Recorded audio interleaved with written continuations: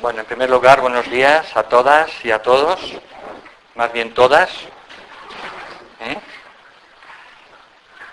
Bien. El que haya muchas más mujeres que hombres en las reuniones espirituales es habitual, ¿no? Y está de acuerdo al plan, porque la nueva era es la era de la mujer. Entonces es un síntoma más, una constatación más. Bien, yo no sé si aquí hay muchas personas que ya saben astrología. Me gustaría tener una ligera idea de las personas que han estudiado astrología, aunque sea ortodoxa. ¿Podéis levantar la mano? La mayoría no habéis estudiado astrología. Vale, pues entonces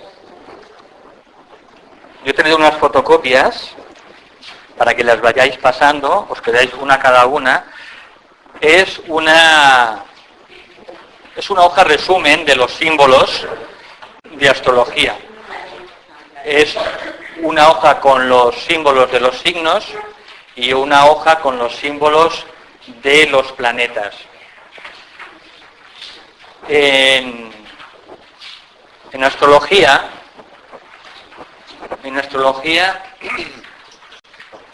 no se dice, por ejemplo, Júpiter pues en aspecto con otro planeta, no. Se utilizan símbolos. ¿De acuerdo? Por eso es importante que las personas que tengan interés en estudiar la astrología trabajen con símbolos y que memoricen, no para este fin de semana, pero que memoricen para más adelante, si tienen interés, los símbolos. Trabajar con símbolos es uno de los mejores sistemas para despertar la intuición.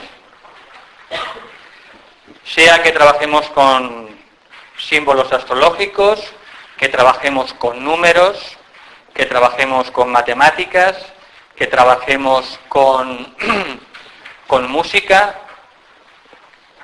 Trabajar con símbolos significa que accedemos de manera inmediata a la mente superior, a la mente abstracta, que es la mente que está más en contacto con nuestra alma. Por eso es importante que trabajéis con símbolos. Entonces, este fin de semana, por eso de la hoja, vamos a intentar trabajar con símbolos. Porque tenemos que poner ahí Saturno, no sé qué, pues nos vamos a eternizar, ¿de acuerdo? Por eso en el descanso, o después de comer, os leéis los símbolos. ¿Por qué también es importante trabajar con símbolos? Porque con un símbolo, en un símbolo existe una cantidad extraordinaria de información. En este símbolo, solo con este garabato, con este símbolo, pueden estar almacenados 100.000 libros. 100.000 libros de Júpiter. Por eso es importante trabajar con símbolos. Y de hecho la simbología forma parte de una de las ciencias espirituales más importantes, la simbología. Simbología universal, simbología arcaica de los antiguos. Por tanto, aprenderos los símbolos en el descanso, porque intentaremos en este seminario trabajar solo con símbolos. ¿De acuerdo? Pues los signos de los signos o los símbolos de los planetas. No nos meteremos en aspectos, nada más, muy poquito, ¿de acuerdo? Este seminario no tiene ninguna otra pretensión más que despertar un poco el interés en vosotras y en vosotros para que estudiéis astrología preferentemente desde el punto de vista del alma. En un seminario de fin de semana se puede dar muy poca información y muy poca enseñanza. Pero sí que si se despierta el gusanillo, vosotros podéis más adelante estudiar por vuestra cuenta, de manera autodidacta, o estudiar en grupo. Ahora me acabo de enterar que hay un grupo que estudia al tibetano, a lo mejor hay algún otro en Córdoba, pues entonces os podéis, si lo queréis, podéis reunir pues con este grupo que lo lleva esta hermana. Ponte de pie. Bueno, si somos, lo llevamos entre todas. Que te vean, que te vean, que te vean. Si me conocen. ¿Vale? Entonces ella estudia el tibetano y por tanto hay uno de los libros del tibetano, que es el tercer tomo de los 7 rayos sobre astrología esotérica, que es uno de los libros más serios y más importantes sobre astrología espiritual o astrología del alma. Entonces, podéis estudiarlo individualmente o estudiarlo grupalmente. En grupo tiene más facilidad. Un grupo de estudio pues tiene otra dinámica y un grupo es no la suma de los miembros, sino es la progresión geométrica de sus miembros. Entonces, de manera que 5 personas no son 5 unidades, sino que es 1 por 2, por 3, por 4 y por 5, con lo cual el resultado es muchísimo más poderoso. Y trabajar en grupo es una de las maneras esenciales e ineludibles de trabajar en la nueva era, en los nuevos tiempos. Hay que trabajar en grupo. Hay que meditar en grupo, estudiar en grupo, reunirse en grupo, porque la fuerza que tiene el grupo es incalculable con respecto a los estudiantes individuales. Bien, por tanto, ese seminario no tiene grandes pretensiones, simplemente es compartir con vosotros algunos conocimientos y despertar el gusanillo en la mayoría de vosotros que todavía no habéis estudiado astrología. En el seminario vamos a intentar seguir este guión que recibisteis por correo, que pone astrología del alma y la personalidad, los 7 rayos, los trabajos de Hércules y los 12 signos del zodíaco y pautas para la localización de los rayos del alma y de la personalidad. El final del seminario, que será el domingo por la mañana, pues tiene como objetivo daros herramientas o habilidades para que podáis en vuestra casa y con vuestra carta intentar deducir cuál es el rayo de vuestra alma, el más importante, y el rayo de vuestra personalidad. Porque esos 2 rayos, principalmente el rayo del alma, os dará pistas serias sobre cuál es vuestro propósito en la vida como almas, cuál es vuestra verdadera vocación como almas, a qué ashram o a qué maestro pertenecéis, a qué grupo espiritual sentís afinidad, y os revelará a aquellos que todavía no lo habéis todavía obtenido, indicios sobre vuestra misión en la vida, en esta encarnación en concreto. Pero el rayo del alma y el rayo de la personalidad no es algo matemático de 3 más 4 son 7. No es tan fácil, por eso hay ciertas herramientas que es lo que os daremos al final del seminario. ¿De acuerdo? De manera que el seminario tiene un hilo conductor para que entendamos todos la diferencia entre la astrología ortodoxa o la astrología exotérica, que es la que se enseña en las escuelas de astrología, y la astrología del alma. Los 7 rayos, los 7 rayos forman parte de la psicología espiritual o de la psicología del alma. Hablaremos de los 12 trabajos de Hércules, hilvanando una historia que es la historia de todo buscador de la verdad y nuestra propia historia, a qué nos enfrentaremos en la vida, qué pruebas, qué conflictos, qué expansiones de conciencia tendremos, y veremos cuál va a ser nuestra historia o cuál está siendo nuestra historia en el camino espiritual a través de los trabajos de Hércules, de los mitos de los trabajos de Hércules. Y finalmente, en la última parte del domingo, pues daremos esas pequeñas pautas y habrá espacio para que preguntéis las dudas que tengáis. Veremos ejemplos de diferentes cartas. Espero que dé tiempo para que todos salgamos de aquí sabiendo encontrar aproximadamente el rayo del alma y el rayo de la personalidad. ¿Hasta aquí alguna duda? ¿Queréis preguntar alguna cosa antes de proseguir?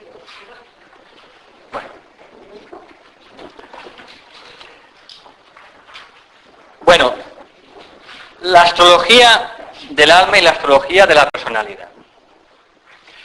Bien, todas las ciencias espirituales, o ciencias esotéricas, o ciencias ocultas, aunque no me gusta la palabra, tienen, sin excepción, dos vertientes. Una vertiente que es la vertiente ortodoxa, la vertiente exotérica con X. A veces estas dos palabras se confunden, pero son términos distintos. La palabra exotérico o ortodoxo, y aplicado a la astrología, tiene que ver con el estudio de nuestra carta astrológica y más cosas, ¿no? Tránsitos, progresiones, muchas cosas, pero que hacen referencia nada más a esta encarnación. A esta encarnación con este aspecto, con este cuerpo, con estas emociones y con esta mente. Y que dura esta encarnación, pues lo que nuestro karma ha dictaminado, sea 80 años, 60, 30 o 5 años. Es lo mismo. Eso es una encarnación. De manera que la astrología exotérica nos habla de esta astrología que más o menos puede predecir o puede decir qué virtudes tenemos, qué defectos tenemos, cuál es nuestro potencial y cómo podemos ir superándonos día a día y trascendiendo esas limitaciones. Eso es la astrología exotérica con X. Pero luego tenemos, como en todas las ciencias espirituales, lo que es las ciencias esotéricas. Con S. Que hacen referencia al alma. Al alma. Nosotros somos un alma que tenemos una personalidad.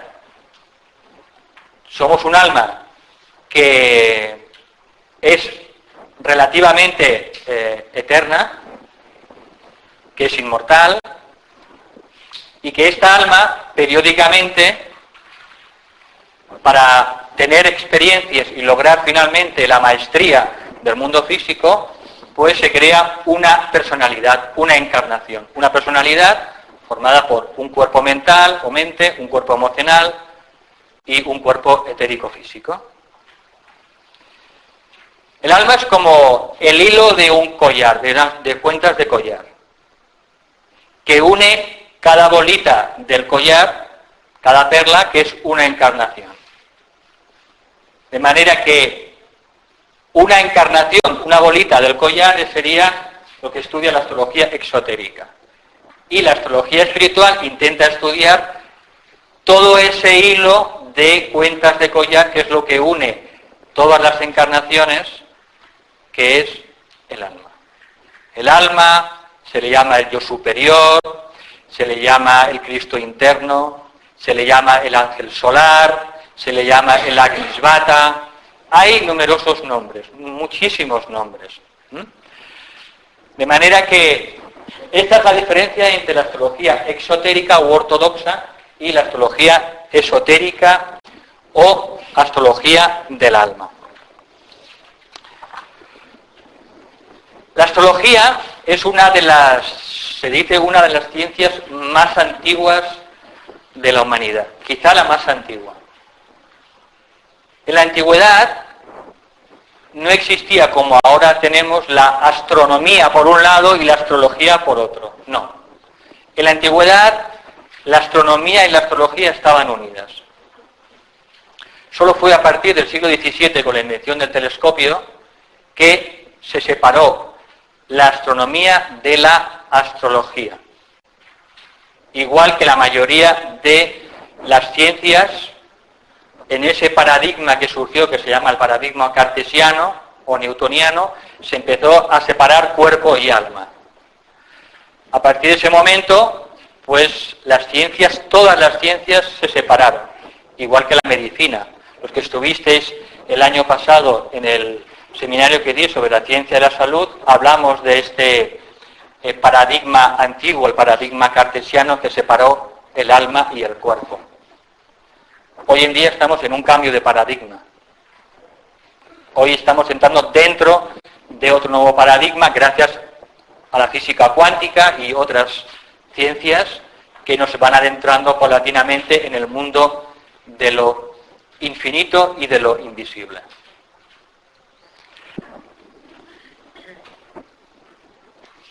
Por tanto, la astrología es una de las ciencias más antiguas. Es una ciencia, se dice, una ciencia revelada al ser humano por los seres espirituales, por los seres angelicales. Es la única ciencia revelada. Por tanto, todas las escuelas, todas las líneas espirituales, todas las tradiciones místicas y de crecimiento espiritual aconsejan estudiar un poco de astrología. Entre otras cosas, porque al manejar símbolos despertamos la intuición, que es el siguiente paso que tenemos por delante. Ahora todos tenemos una cabeza enorme, un intelecto muy grande, pero una intuición muy pequeñita. El siguiente paso es disminuir nuestro intelecto y aumentar la intuición. Y eso se puede conseguir poco a poco con ayuda del estudio de los símbolos, de la simbología.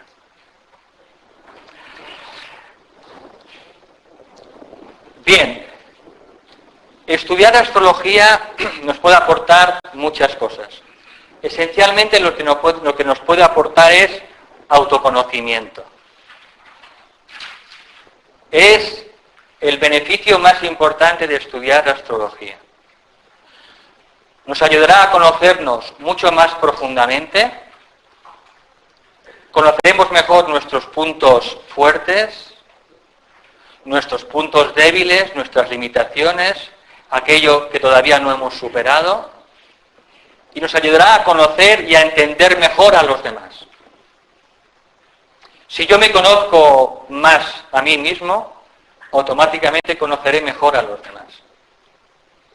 Y la relación con los demás es la principal fuente de aprendizaje. No hace falta grandes entrenamientos espirituales para ver lo que llevamos dentro. El día a día nos demuestra qué es lo que llevamos dentro, si estamos suficientemente despiertos. Entonces, la astrología nos va ayudando a conocer todo nuestro potencial, a nivel de personalidad y poco a poco a nivel del alma. Nos ayudará a entender, por ejemplo, por qué tendemos a tropezar siempre en la misma piedra. Cuando nos descuidamos nos vamos deslizando siempre por el mismo sitio y repetimos los mismos patrones. Eso no es casual, eso es porque tenemos un rayo de personalidad que entra en conflicto con el rayo del alma. Nuestro principal problema es el conflicto de energías que hay entre el rayo del alma y el rayo de la personalidad. Porque el alma quiere una cosa y la personalidad quiere otra, va a su bola.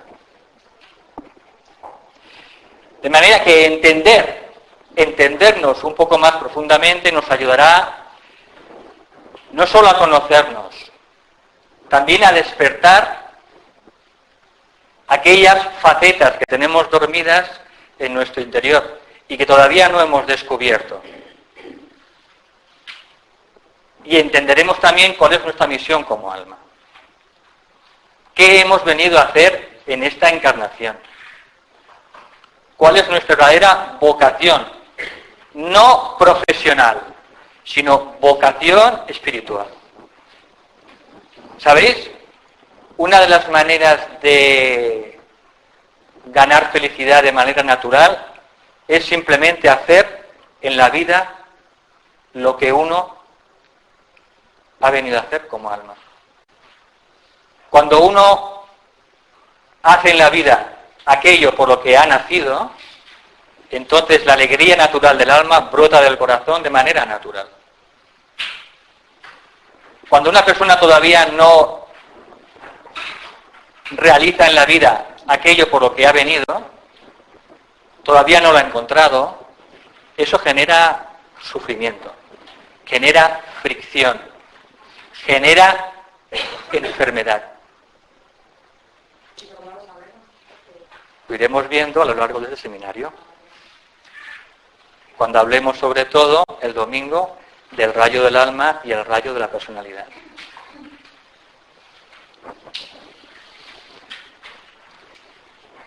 Bien, entonces la astrología, por tanto, nos puede aportar muchísimas cosas. Para ello se utiliza el horóscopo como herramienta de estudio. El horóscopo, dame uno de estos, cualquiera. El horóscopo se traza de acuerdo a las efemérides, que son las posiciones planetarias en el momento justo y exacto de nuestro nacimiento. Por eso se tiene en cuenta, para levantar el horóscopo, la ciudad o el pueblo donde nacimos, la hora exacta y el día exacto. ¿De acuerdo? En el momento exacto de nuestro nacimiento, los astros, los planetas del sistema solar, estaban en un punto determinado de sus órbitas alrededor del Sol. Y esto está registrado por la NASA y por instituciones científicas. Eso es astronomía, pura y dura. Eso se calcula y todas esas posiciones planetarias en el momento del nacimiento se plasman en un gráfico en el que se dice que cada planeta está a tal grado, a tal minuto, el día y hora de nuestro nacimiento. Y eso es un dato astronómico. Luego está la interpretación, que esa es la parte de la que se encarga la astrología. Tanto en astrología ortodoxa como en astrología espiritual se utiliza el mismo horóscopo, la misma carta astrológica. No existen dos cartas astrológicas para la astrología del alma y la astrología de la personalidad. Es la misma carta, el mismo horóscopo. Pero la interpretación es completamente distinta.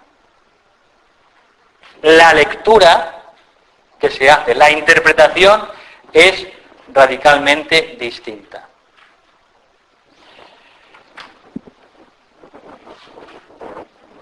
Otra cuestión, además, es que no a todo el mundo se le tiene que hacer o se le tiene que realizar una interpretación de la astrología del alma. No. La astrología del alma solo sirve para aquellas personas que ya están en el camino interior, en el camino espiritual. Para una persona que todavía no ha entrado en el camino espiritual, hay que hacerle la astrología ortodoxa, la astrología normal. La espiritual no le sirve porque todavía no ha llegado a ese momento. Se dice que cuando una persona entra en el camino espiritual, nuestra alma ha entrado en el camino espiritual, se dice que entra en la rueda revertida, que es un camino de evolución distinto, un camino de evolución acelerada. Si hasta ese momento el ser humano evolucionaba así, a partir de la entrada en el camino espiritual se entra en una curva ascendente, lo que se llama el camino de la progresión acelerada. Y es solamente para esa persona que ya ha entrado en el camino espiritual a la que le es útil hacerse la interpretación de la astrología del alma. A las personas que todavía están en el camino de evolución normal, que no tienen inquietudes espirituales, en general las personas promedios, la astrología ortodoxa, la astrología de la personalidad, pues le ayudará mucho en su vida. Y acertará bastante en general. El astrólogo ortodoxo acertará bastante, porque esa persona está en general muy condicionada por los planetas.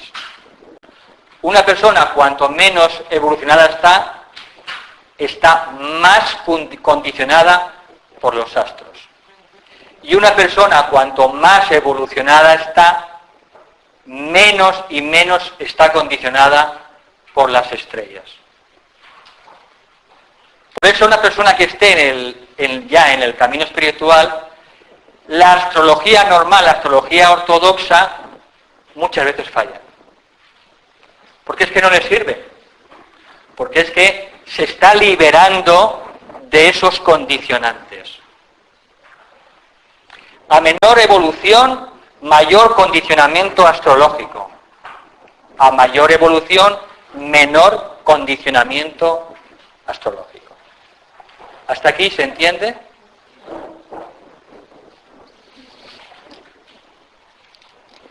Y ahora os preguntaréis, bueno, ¿y yo cómo sé dónde estoy? O esta persona, este amigo, o mi esposa, o mi esposo, o mi hijo. ¿Yo cómo sé si está en la rueda revertida o está en la rueda normal? ¿Yo cómo sé si esta persona ha entrado ya en el camino espiritual? ¿No? Os lo preguntáis.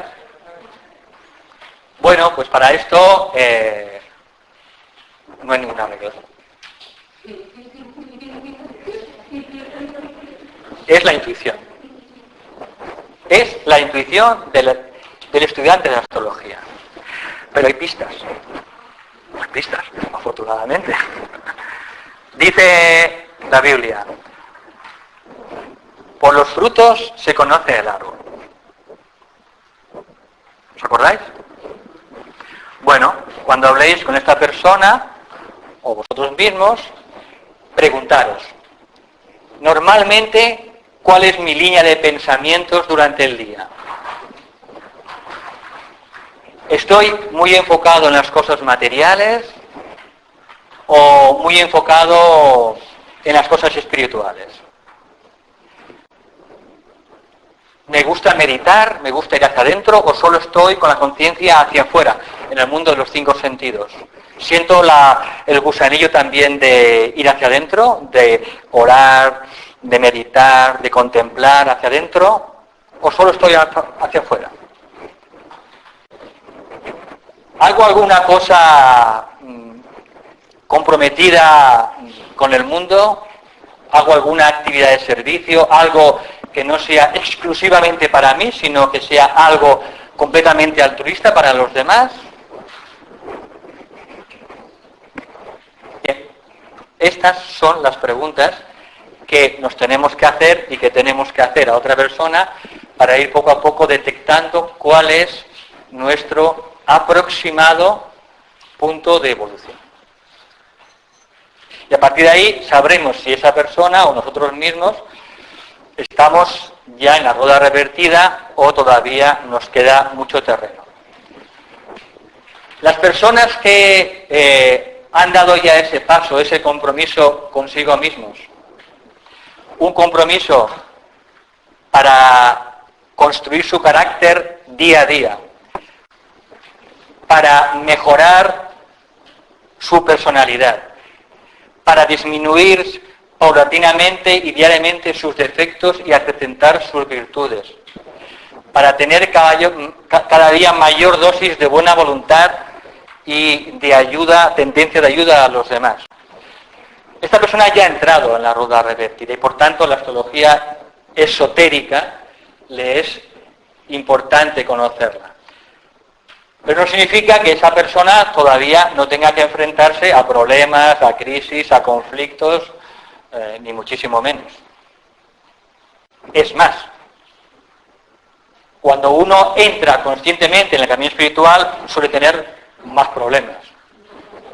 Dice, madre mía, ¿cómo es posible, virgencita, cómo es posible que yo, antes de adoptar este compromiso, espiritual pues tuviera menos problemas, y ahora entro en el camino espiritual y ahora solo son conflictos, problemas con todo el mundo, mi familia, mi esposa que no me comprende, o mi esposo, los hijos, se me separa el marido, en fin. Cosas muy normales en el camino espiritual. Bien, porque cuando un buscador de la verdad da ese paso, hace esa promesa con su propia alma, con su propio maestro interior, se desencadenan ciertos procesos ocultos. Uno de ellos es que el karma, astrológicamente Saturno, empieza a trabajar de una manera muy grande con nosotros, el karma. Y el karma empieza entonces a liberar todas aquellos conflictos, aquellos problemas, aquellas cosas que no hemos solucionado de muchas vidas, y entonces lo sube al consciente. ¿Para qué? Pues simplemente para que lo afrontemos y que lo eliminemos. Es como una enfermedad. Una enfermedad, mientras está en el interior y no sale a la superficie, pues no la detectamos. Solo detectamos la enfermedad cuando se hace manifiesta y la vemos externamente. Pues esto es lo mismo que ocurre en el camino espiritual. Exactamente lo mismo. Nos bendicen en la vida con situaciones y relaciones para que veamos de manera evidente y que ya no nos ocultemos lo que somos. Ni más ni menos.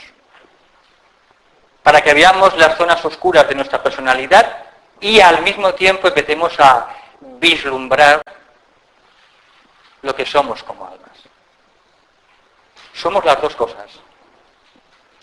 Somos el alma inmortal que necesita una personalidad triple para poder experimentar la vida. El alma sin la personalidad no logra su objetivo. El alma necesita la personalidad para lograr finalmente la maestría completa sobre el mundo físico. ¿Qué hace un jinete fantástico si no tiene caballo? No hay espectáculos de estos ecuestres, ¿no? Imaginaros que llega el jinete y voy a dar un espectáculo ecuestre maravilloso. Y llega allí y empieza a moverse sin el caballo. Aquí falta algo. Claro. Al jinete le falta el caballo, al alma le falta la personalidad. Solo cuando el jinete es capaz de crear una maravilla, una belleza de espectáculo con el caballo, es cuando entonces la gente aplaude. Por eso, el trabajo de un buscador es paulatinamente ir domando esa personalidad para que responda perfectamente a los designios del alma, al propósito del alma, que es quien conoce nuestra misión, nuestro trabajo, nuestra vocación, nuestra propia alma. En las escrituras orientales existe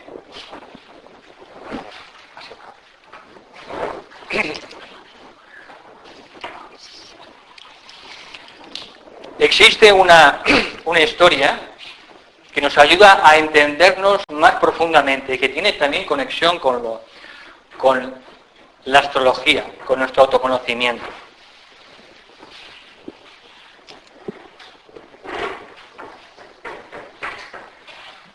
Júpiter no se quiere ir de la pizarra. Sí, pero la pinta no se lo dejamos.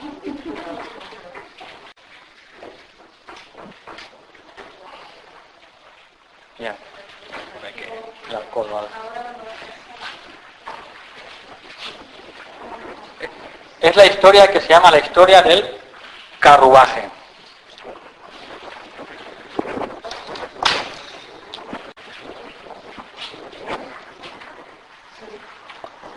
final lo veis o ¿sí? ¿Podría abrir un poquito hacia los lados también si es más cómodo? A lo mejor no. Dice, el ser humano es como un carruaje. Está formado por el coche,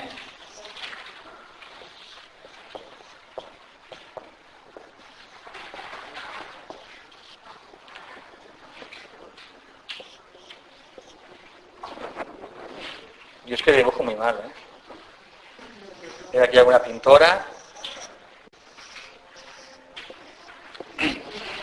Dice, el ser humano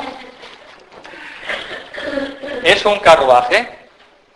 Dice, tenemos en un coche de caballos, tenemos el carruaje mismo, tenemos luego el caballo que tira del carruaje, tenemos el cochero y tenemos pues el hombre que va sentado dentro del carruaje.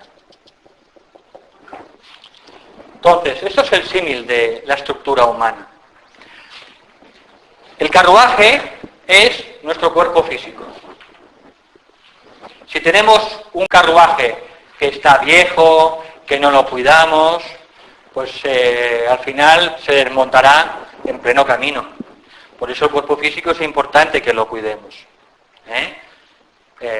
Dimos ya pautas en el seminario del año pasado, si alguien lo quiere reescuchar, supongo que sigue estando disponible en audio. De manera que el cuerpo físico hay que cuidarlo.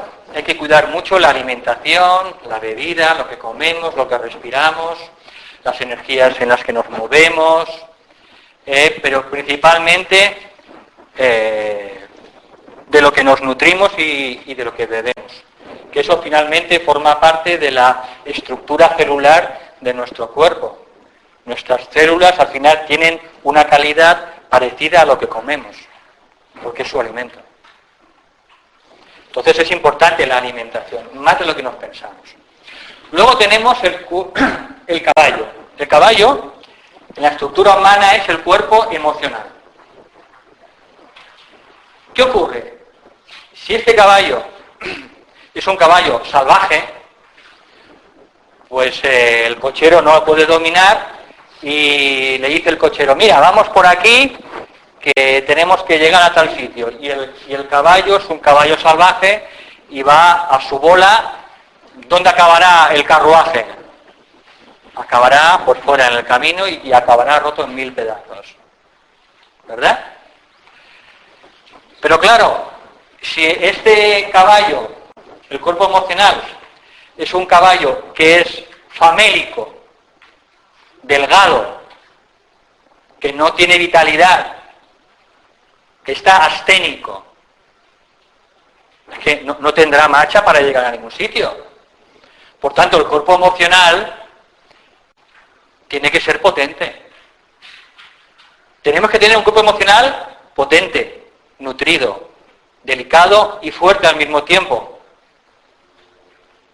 Por tanto, hay gente que dice, no, es que las emociones fuertes son malas. Cuidado, cuidado.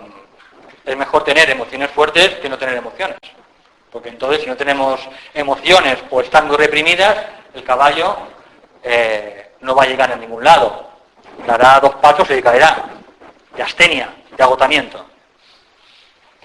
Lo que importa es que el cuerpo emocional del caballo sea fuerte, sea potente, esté bien alimentado, pero que haga caso al conductor. ¿Me seguís? Si es fuerte, llegará donde Dios quiera el caballo. Pero claro, no tiene que ser un caballo salvaje, tiene que ser un caballo que lo pueda dominar el cochero.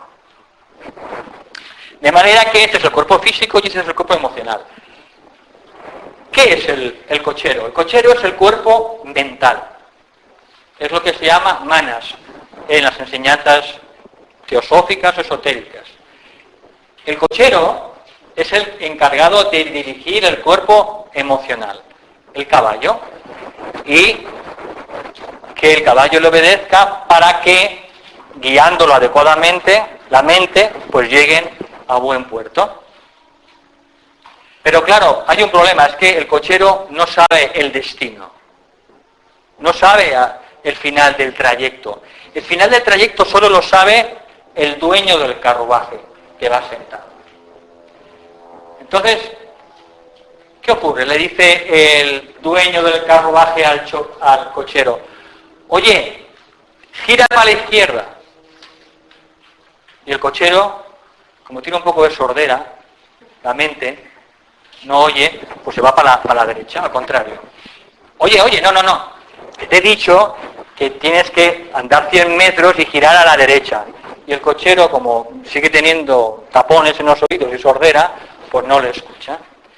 Entonces el problema de la mente del cochero es que él puede conducir el carruaje, pero tiene que escuchar las órdenes del dueño del carruaje.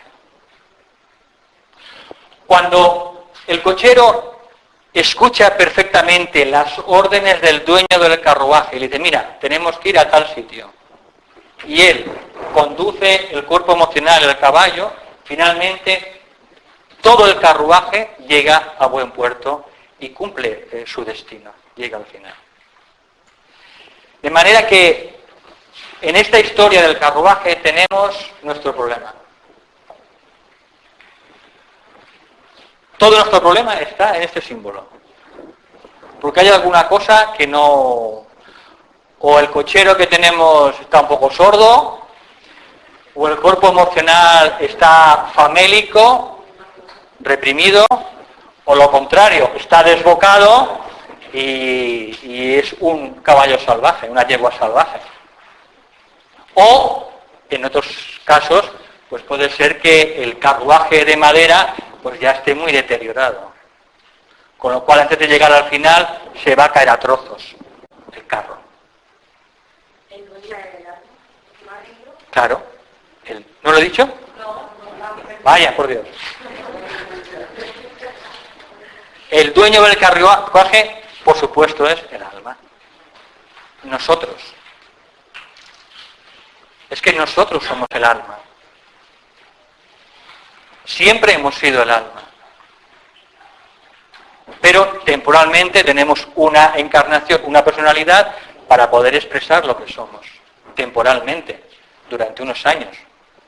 Porque luego está este cuerpo, se desintegra, muere e iniciamos nuestro viaje post-mortem hacia los mundos superiores, hasta el mundo del alma, y de nuevo, cuando toca, volvemos de nuevo a renacer. Ese es el ciclo de las encarnaciones. Hasta que finalmente logramos la maestría completa, la perfección humana. Y esto ya se ha acabado. Y como hombres y mujeres ya no tenemos nada que aprender. Luego comienza la etapa superhumana de aprendizaje. Pero como hombres ya en esta escuela hemos aprendido todo. Mientras tanto, pues tenemos que dar estas vueltas y vueltas. ¿A qué? Pues hasta que consigamos la maestría completa y el dominio completo sobre los tres mundos. El dominio completo sobre el mundo físico, el tiempo y el espacio, el dominio sobre la materia, el dominio sobre las emociones, los deseos y el dominio completo sobre los pensamientos. Eso es un maestro.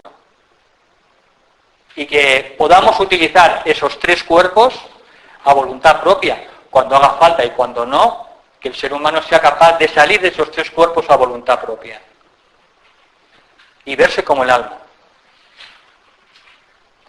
Nuestro problema es que somos el alma, pero todavía no tenemos esa libertad, esa independencia de los tres cuerpos. Somos esclavos de los tres cuerpos. Un iniciado, un discípulo muy avanzado, ya no es esclavo de los tres cuerpos. Entra y sale de ellos a voluntad propia. Y cuando no hace falta, no está en los cuerpos, está en su propio ser, en el mundo del alma, en el mundo de las almas, en el mundo de los maestros, en el mundo de los devas superiores. Y cuando hace falta, entra de nuevo en los tres cuerpos para hacer su trabajo, hacer su misión, su servicio. Bien, pero eso son etapas posteriores. Bien, hasta aquí se ha visto claro nuestra estructura humana, lo que somos. ¿Verdad que es muy sencillo el ejemplo? ¿Habéis sacado alguna conclusión para vuestra vida? ¿Os habéis visto reflejados o reflejadas en alguna cosa? Bien.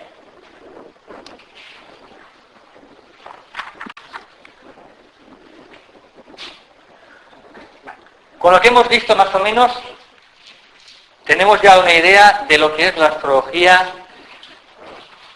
espiritual, o astrología del alma y la astrología ortodoxa. Una pertenece a la personalidad, a una personalidad concreta, y otra intenta estudiar nuestra alma, nuestro propósito, nuestra verdadera vocación espiritual en el mundo. E indica muchas más cosas, Eso, a medida que vosotras vayáis estudiando lo que es la psicología del alma, la psicología espiritual, o también los 7 rayos, entenderéis muchas más cosas de vuestro propio ser. Para seguir adelante en este estudio, entonces ahora tenemos que hablar un poco sobre los 7 rayos. Los 7 rayos forman parte de todas las tradiciones. Forma parte de lo que se llama la psicología del alma, la psicología espiritual. Todas las tradiciones hablan de los 7 espíritus ante el trono de Dios, los 7 rishis, tenemos los 7 colores del arco iris, las 7 notas musicales, los 7 días de la semana, los 7 planetas sagrados, los 7 principios, las 7 actividades vitales de la espagiria, lo que estuvisteis el año pasado. ¿Podéis levantar la mano quienes estuvisteis el año pasado para hacer un poco de memoria? ¿Os acordáis cuando hablamos de las 7 actividades vitales? La actividad regenerante, la modificante, la temperante, la ritmificante, que son actividades que están de acuerdo a la salud humana. Y que eso se puede trabajar a través de la espagiria, medicamentos naturales para trabajar esos 7 aspectos de nuestro propio ser. Bien, por tanto, los 7 rayos están por todas partes. Se dice que el universo es séptuple en su manifestación. Cuando Dios, el Creador, manifiesta el universo, lo hace de manera séptuple.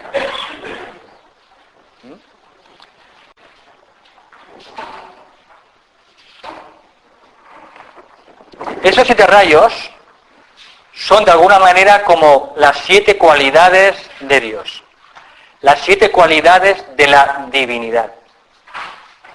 Esas 7 cualidades de la divinidad impregnan todo el universo, todo el cosmos. Dios es omnipresente, en Él vivimos, nos movemos y tenemos nuestro ser. Dios es el corazón y la esencia de todo el universo. Y por tanto, esas 7 cualidades de la divinidad, o los 7 rayos, también impregnan todas las cosas, todo el cosmos, todo el universo. No hay nada en el universo que no esté impregnado por alguno de los 7 rayos. ¿Hasta aquí me seguís? Entonces, para hacer un poco más dinámico, vamos a pasar unas diapositivas de PowerPoint sobre los 7 rayos.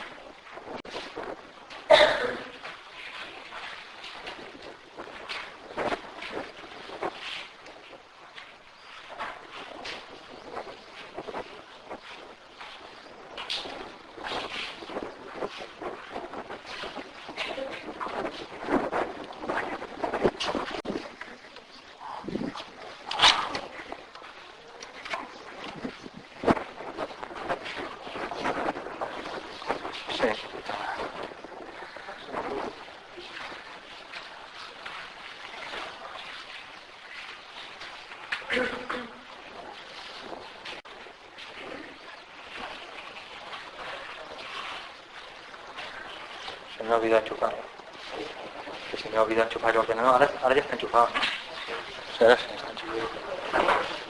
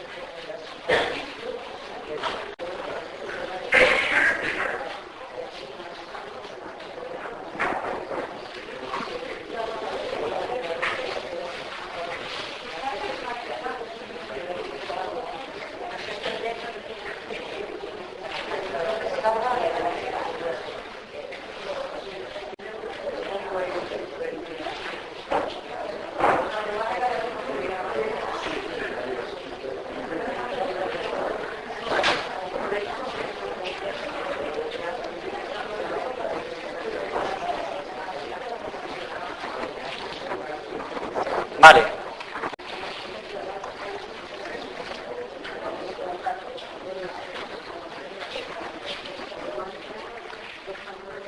Bien, los 7 rayos se dice que son las 7, por tanto, cualidades de la deidad que impregnan todas las cosas en el universo, y el primero se llama el rayo de voluntad o poder.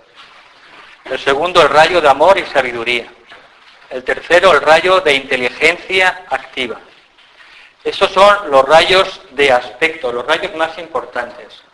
La voluntad, el amor, sabiduría y la inteligencia.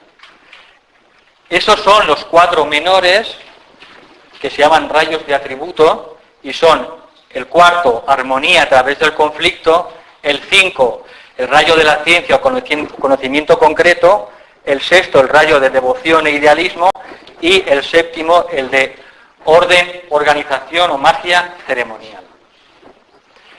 Esas son, por tanto, las 7 cualidades básicas de la deidad, de Dios, y vamos a estudiar sobre todo cada rayo en relación con el ser humano. ¿Me explico? Porque el universo está impregnado de alguno de estos rayos. Nuestro sistema solar, nuestro planeta. Eso nada más lo veremos al final rápidamente. ¿De acuerdo? Entonces, en relación con el ser humano. Vamos con el primer rayo, que es el rayo de voluntad o poder. Es un rayo que lo que expresa es sobre todo la fuerza de voluntad. Expresa el poder dinámico, el poder de sintetizar. Da en nuestra vida sentido del propósito. Nos da un poder para preservar los valores. También sabiduría para poder establecer la ley. Otorga el poder para gobernar, el poder para dirigir. No es casual que uno de los símbolos más importantes sea la espada. El poder para dirigir, el poder para conducir a los demás de manera sabia, el poder de iniciar cosas, el poder para destruir benéficamente. Cuando una cosa ya no sirve, cuando una forma ya no sirve, la naturaleza la destruye para crearla de nuevo, de una manera mejor. Por eso la muerte tiene que ver con el primer rayo. Pero la muerte, tal como la entiende la naturaleza, siempre es beneficiosa. La muerte destruye algo que ya ha terminado su misión y ya no le sirve para evolucionar al alma. Por tanto, el primer rayo otorga la voluntad o el poder para destruir lo que ya impide la evolución del alma. Da el poder para liberar, el poder para centralizar, otorga concentración, otorga la ausencia de miedo, la valentía, otorga fuerza y coraje en la vida, independencia, la capacidad de decir la verdad, otorga el verdadero desapego y otorga una amplia visión, una gran amplitud mental. Son algunas de las características del primer rayo cuando funciona de manera armónica y se expresa sin ningún tipo de obstáculos.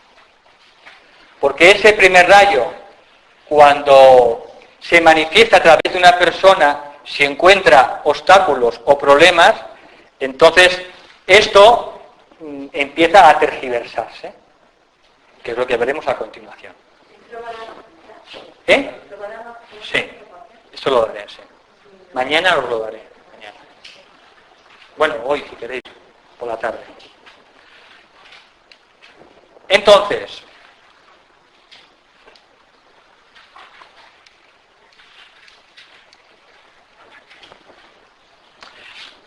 cualidades negativas del primer rayo cuando el ser humano responde de forma inadecuada.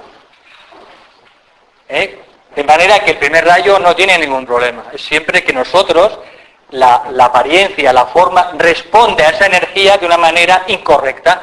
¿Por qué? Porque no la podemos asimilar o tergiversamos su energía. ¿De acuerdo? La energía no es ni buena ni mala.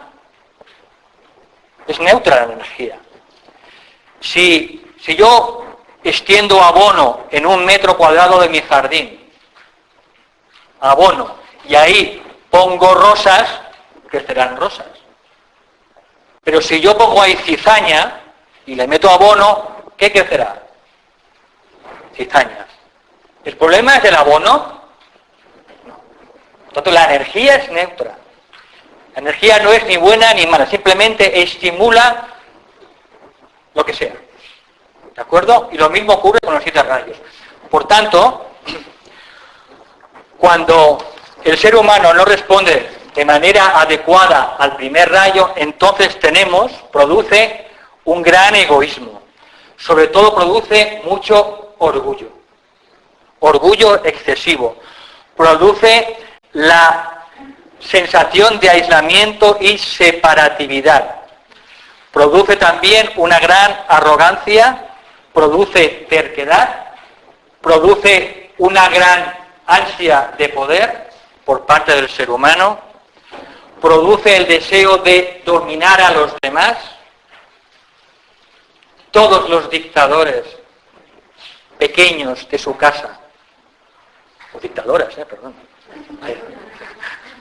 Todos los pequeños dictadores o grandes dictadores, todos tienen una influencia muy potente del primer rayo, siempre. También, pues cuando respondemos de manera adecuada, produce una gran ambición, produce ira y violencia, produce una gran destructividad, produce una gran dureza y crueldad de carácter, y también cuando no se maneja adecuadamente produce control y supresión. El primer rayo produce supresión de las emociones, que como sabéis todas y todas, eso conduce a la enfermedad. Por eso el cáncer es de primer rayo. El cáncer es de primer rayo. Es un problema de primer rayo. Porque en su base generalmente está la supresión. En su raíz está la supresión de emociones. Luego tenemos la impaciencia y la obstinación del ser humano cuando esa energía no trabaja adecuadamente para él. De manera que estos son algunas de las cualidades negativas. Hay muchas más, pero es para que tengamos una idea de qué es lo que pasa cuando el primer rayo no trabaja adecuadamente. En los apuntes que os daremos, cuando tenéis que ver si a la hora de analizar vuestro rayo de la personalidad y queréis saber si es el primer rayo, porque el rayo del alma no tiene defectos. Es el rayo de la personalidad. Es el que pone los obstáculos. Entonces, cuando estudiéis vuestro rayo de personalidad, pues entonces tendréis que ir a las virtudes y tendréis que ir sobre todo a los defectos, para ver si ahí hay algún rasgo que está instalado en vuestra vida y no respondéis adecuadamente como personalidad al primer rayo. Y ahí tendréis indicios. Por tanto, en el primer rayo hay que ver los defectos. Nuestro problema en la vida presente es el rayo de la personalidad. Siempre, no el rayo del alma.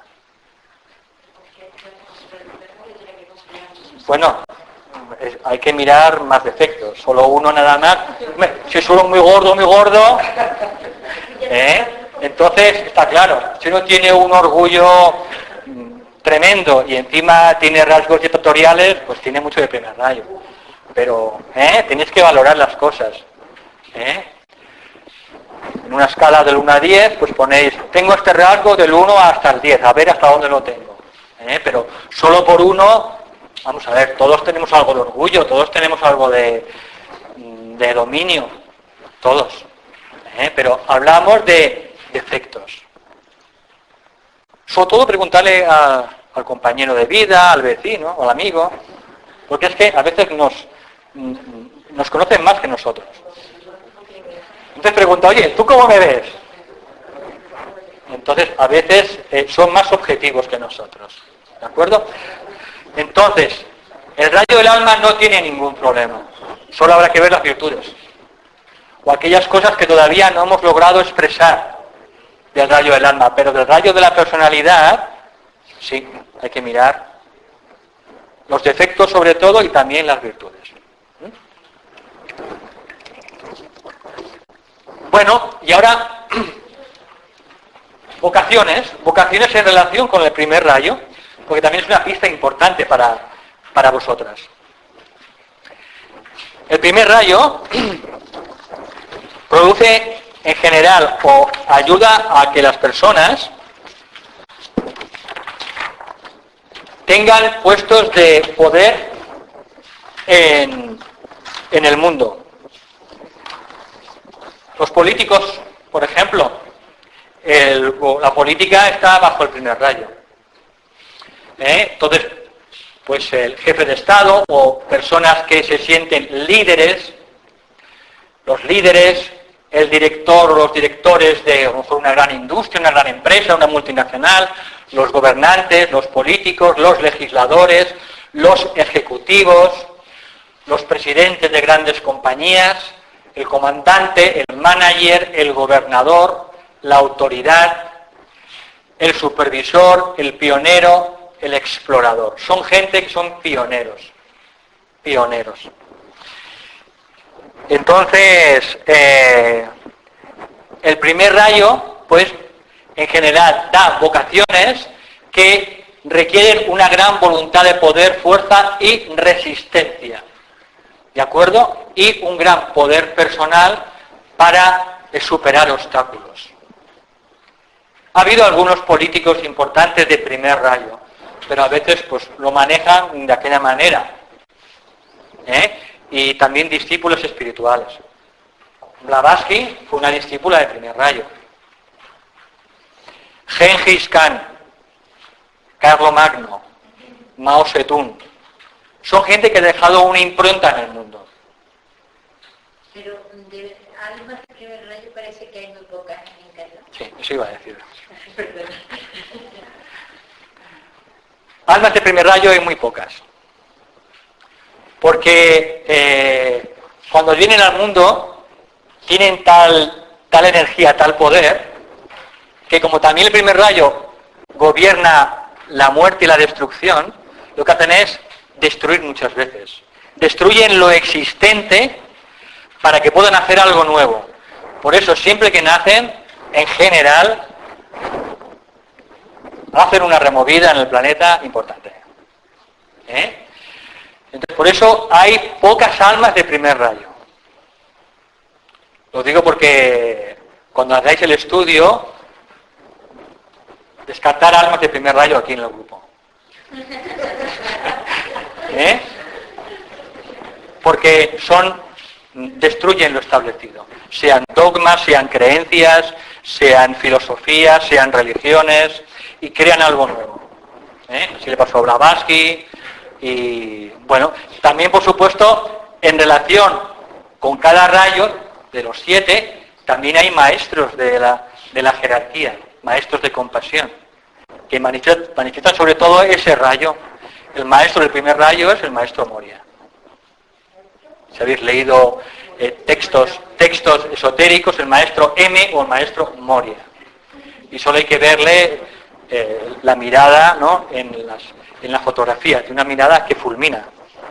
Sus ojos, decía Blavatsky, dice ella, yo no puedo ver su mirada, porque es tal el fuego que sale de su mirada que no puedo soportarlo. El primer rayo es el fuego consumidor de Dios. Es el poder de Dios. Por tanto, las almas de primer rayo, afortunadamente, hay pocas. Pero sí que hay personalidades de primer rayo. Hay personalidades de primer rayo. Entonces los maestros Jesús y... Cada uno pertenece a un rayo. Ya hablaremos de esto. Cada uno pertenece a un rayo. Trabajan con los 7, pero preferentemente utilizan uno para su misión en el mundo. Pero ellos dominan los 7. Dominan los 7, trabajan para ellos, me refiero, los sirven, pero utilizan sobre todo la energía de un rayo en particular. Y no para siempre, también dependiendo de los ciclos, de los ciclos de evolución. ¿De acuerdo? Bien, hasta aquí, primer rayo, ¿alguna duda? Sí. Trabaja por casualidad, eso, pero no tiene personalidad para mandar. No le ves rayo, ¿verdad? De personalidad, ¿o sí? De personalidad, vamos a ver, tiene que ser una persona que realmente esté en la política, por ejemplo, o que esté al frente de una gran organización, de alguna multinacional, gente que tenga mucho poder. Es el primer rayo, que es la personalidad. Para bien o para mal, ¿eh? Me refiero que es que lo del poder ya es neutro, lo hemos dicho. Poder para el bien o para el mal. Pero que tendrá un puesto de un gran poder en el planeta. ¿Perdona?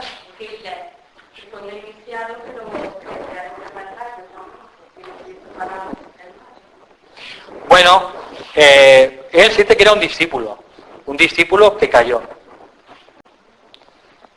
Lo que ocurre que este discípulo sirvió de instrumento o canal para las energías del primer rayo de Alemania, porque cada país tiene también un rayo. Tiene un rayo de alma y un rayo de personalidad, que indica sus virtudes y sus defectos. Entonces, el rayo de Alemania es el rayo primero de personalidad, del poder. Por eso, lo que pasó en Alemania, en Italia y en Japón. Todos tienen un primer rayo. No hay casualidades. La historia se puede releer de nuevo a través de los rayos. Y hay que hacerlo así. Porque solo entenderemos lo que ha habido detrás de la escena. Detrás de la escena. Entonces, cualquier persona que maneja mucho poder, por tanto, está trabajando con el primer rayo. ¿Para bien o para mal? Vale, pasamos con el segundo rayo. El segundo rayo se llama el rayo de amor y sabiduría.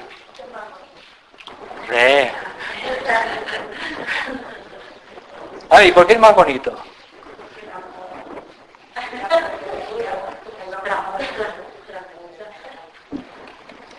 ¿Sabéis por qué? Dime. Está trabajando con el primer rayo, con el segundo rayo, pero esos ejecutivos... No. Pero la energía que se expresa a través de ellos, de manera correcta o incorrecta, es la energía del primer rayo. Decía la compañera, ¡oh, qué bonito el segundo rayo! ¿Sabéis por qué lo dice? Porque nuestro sistema solar es de segundo rayo, de amor y sabiduría. Por eso, todos los seres que vivimos, nos movemos y tenemos nuestro ser en nuestro sistema solar, en todos los planetas del sistema solar, es la energía básica, esencial para todos los seres del sistema solar. El rayo de amor y sabiduría, el rayo de la enseñanza y el rayo de la curación.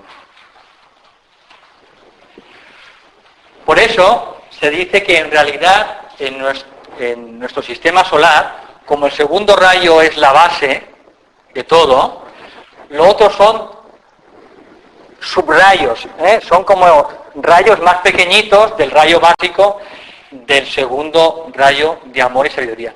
Por eso se dice en todas las tradiciones, Dios es amor. Claro, es que en nuestro sistema solar la energía básica es el segundo rayo. Y es donde hay más almas. La mayoría de los sanadores, terapeutas, tienen un segundo rayo muy importante. Y la mayoría de los enseñantes, profesores o que dan seminarios sobre astrología, todos los enseñantes también tienen un gran segundo rayo. ¿Vale? Entonces, es por tanto el segundo rayo básico de nuestro sistema solar, es el rayo de la enseñanza y de la sanación. Por tanto, otorga la sabiduría amorosa, trabaja el amor, otorga el amor magnético atractivo, da una sensibilidad exquisita, otorga una receptividad y una impresionabilidad estupenda hacia los demás, hacia sus problemas, otorga la experiencia de comprender a través del amor, es el rayo de la enseñanza, el que ayuda a enseñar, a iluminar, es el que da la tendencia a buscar la verdad, el amor a la verdad, tal como reza en el lema de la Sociedad Teosófica, no hay religión más elevada que la verdad. Los que sienten que la verdad es lo más importante en la vida y que hay que alcanzarla por todos los medios, además del amor, pues son almas en general del primer rayo, porque sienten ese amor por la verdad, esa búsqueda de la verdad, allí donde se encuentre y donde esté. Otorga paciencia, otorga también un gran tacto, una gran serenidad interior, es uno de los rayos más fieles. Hay que casarse con un compañero o compañera del segundo rayo, que sean fieles, otorga tolerancia, da una clara percepción, es un rayo que ayuda a salvar y a redimir, sana a través del amor, produce lo que se llama la inclusividad, la capacidad para incluir a los demás en nuestro propio corazón. La capacidad de ser inclusivos, no exclusivos. Otorga el amor intuitivo y otorga una gran empatía y compasión. Qué bonito el segundo rayo. Yo soy el segundo rayo.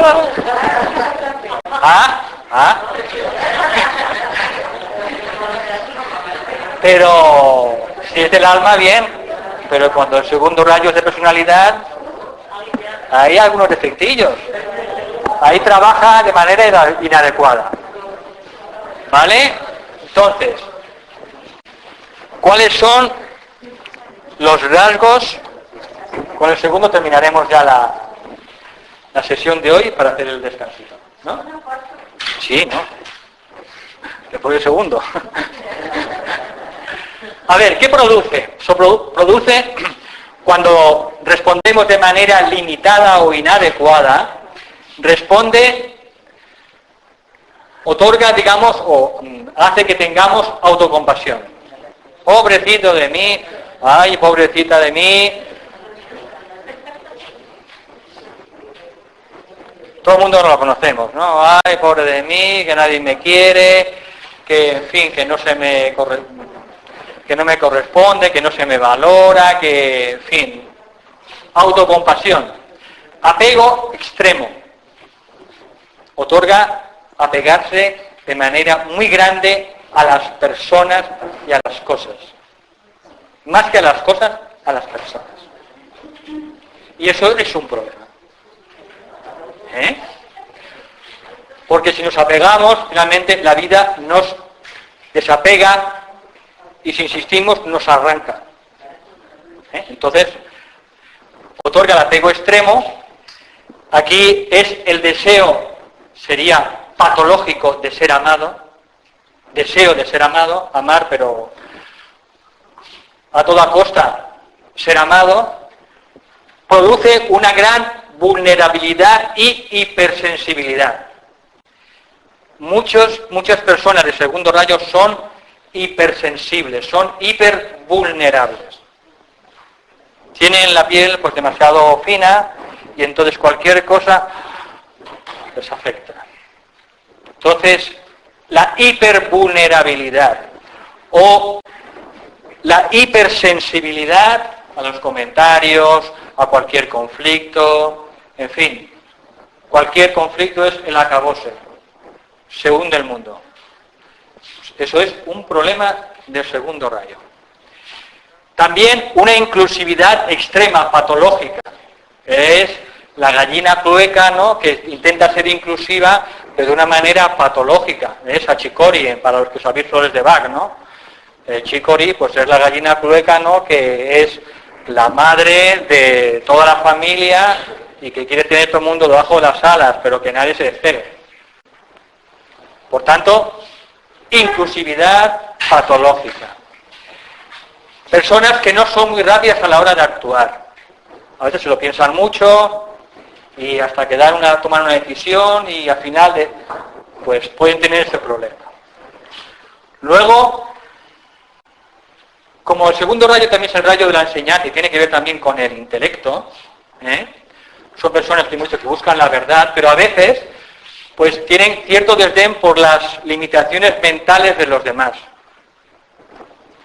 A veces se encuentra con una persona pues que a lo mejor pues no tiene muchas luces y se impacientan, se desesperan, tienen poca paciencia, ¿de acuerdo? Puede dar entonces frialdad e indiferencia hacia los demás.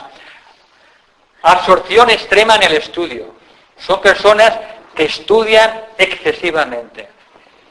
Estudian mucho y viven poco. Por tanto, muchas personas que estudian excesivamente, pues están justamente respondiendo de manera inadecuada a el segundo rayo. Produce también un problema que es que no son asertivos. ¿Sabéis lo que es la asertividad, no? Es decir las cosas con educación, pero decirlas. Entonces son personas, ¿sabes?, que no pueden decir no. En tipología de Bach son las personas centauri, que no pueden decir no. Todo el mundo le pide algo, pues bueno, se lo hace. Y al final, pues acaban enfermos, porque todo el mundo les pide cosas y no son asertivas ni son capaces de defender sus derechos. Entonces uno tiene que ser asertivo, que es la verdadera comunicación. En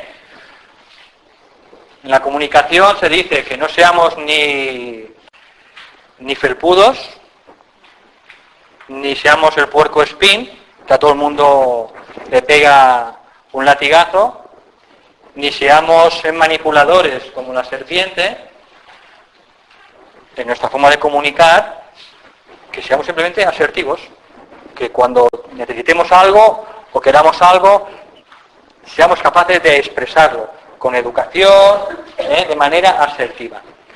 Por tanto, los de segundo rayo a veces no son asertivos, no dicen las cosas cuando tienen que decirlas.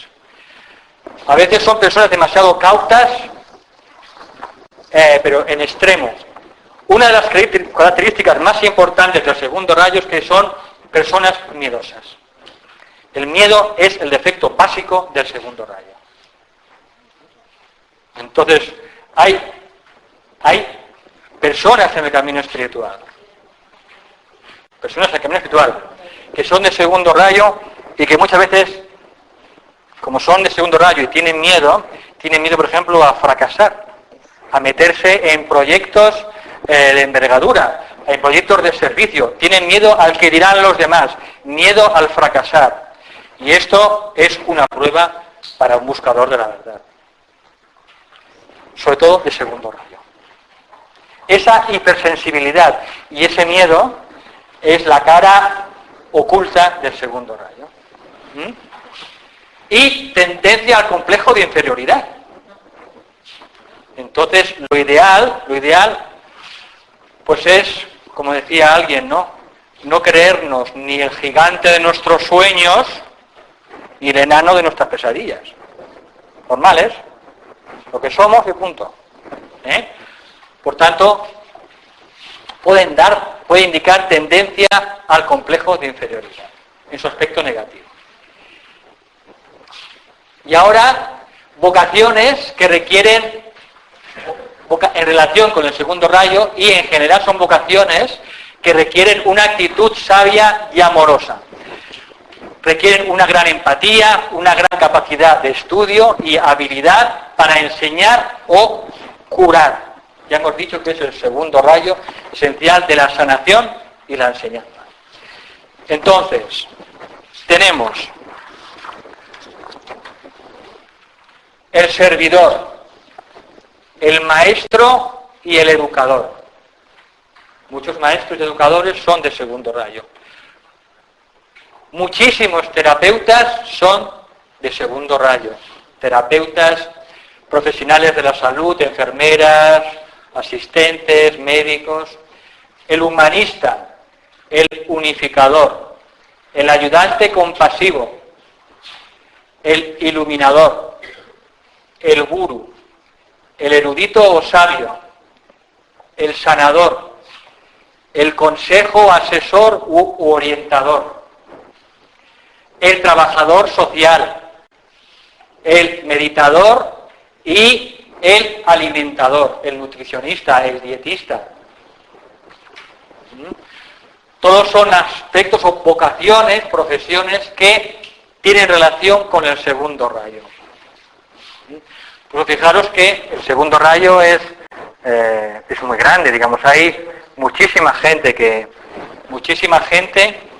que es alma de segundo rayo, muchísimo, y también personalidades de segundo rayo. Yo quería hacerte una pregunta que estaba que resulta de que uno se puede identificar con la primera parte, con la parte positiva, pero sin embargo no hay ninguna actividad en un común con la segunda parte.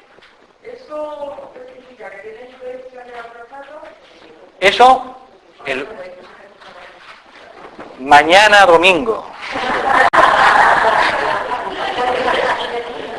a las 2, cuando nos vayamos con nuestras fotocopias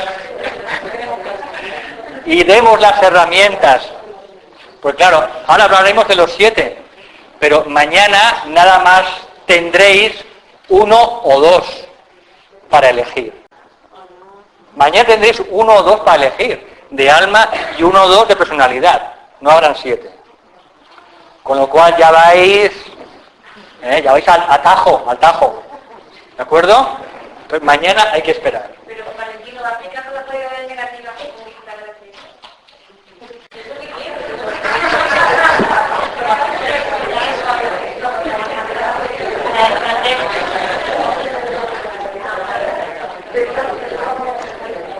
De esto hablaremos, no, a continuación, en los trabajos de Hércules.